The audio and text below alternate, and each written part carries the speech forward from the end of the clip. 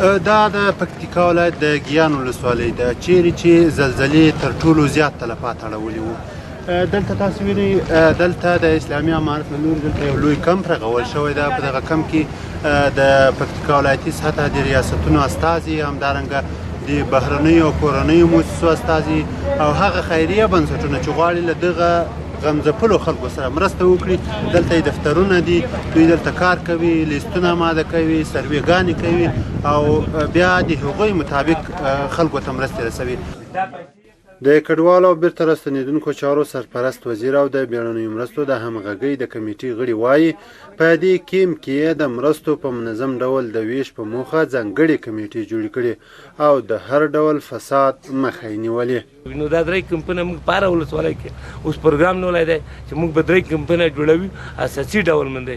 یو به د توزیع د مال وي، یو به د مرستې د جمع کول وي او یو به د نظارت د رهبري د کمیسیون وي. کمپ څخه دغه نور ټول ادارې که موسسات دي که خیریه بنسټونو ادارې دي ټول دې کنټرولیږي او هم په دې څنګ کې دغه زموږ کوم ټیمونه چې د توزیع او د سروې په خپله لرو هغه هم د دغه کمپ څخه بس کنټرولیږي او د دې خپل هغه حسابي دلیل لري او هغه پروګرامونه پلانونه دې ځای نیسي چې وځي بیا ماښام بیرته د دې راځي خپل پلان جوړوي د سبا دپاره. دلته د ملي او نړیوالو مرستندویو بنسټونو استازي هم وایي چې له دې کمیټې سره یې په بشپړه همغږۍ مرستې تر مستحقو خلکو پورې رسولې دي. موږ مطمئن یاست ټول د افغانستان ولس مطمئن دی چې دا کوم کومکونه شوي انشاءالله چې مستحق خلکو ته رسېدلي او رسېږي. او یو ګر چې دا ډېره غټه غمیزه وه خدای دې بیا نه تکراروي، خو یو ښه زیری هم درلودل چې د ټول افغانستان یې متحد کړ، که شرق دی که غرب دی، که هزاره دی که پښتون دی که تاجک دی. نن شل کلمه سامان دا ولسوالۍ ته موږ ټول کړی دی، نغدي پیسې هم دي چې هغه مو توزیع کړي، دا مواد پاتې دی چې پرون هم توزیع کړو نن هم توزیع لرو. په ورته مهال د سیمې خلک وایي چې د افغانستان اسلامي امارت خیریه بنسټونو او نړیوالو مرستندویو ادارو له لوري له دوی سره په وخت منظمې مرستې ترسره شوې دي.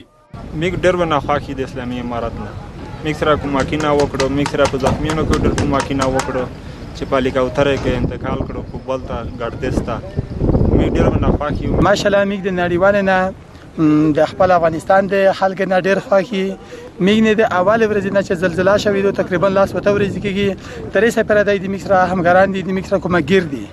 د یادونې وړ ده چې 10 ورځې وړاندې د پکتیکا په ګیان، برمل او د خوست په سپیره ولسوالۍ کې شدیدې زلزلې شاوخوا 2500 کسانو ته مرګ ژوبله واړوله او ګڼ کورونه یې ونړول.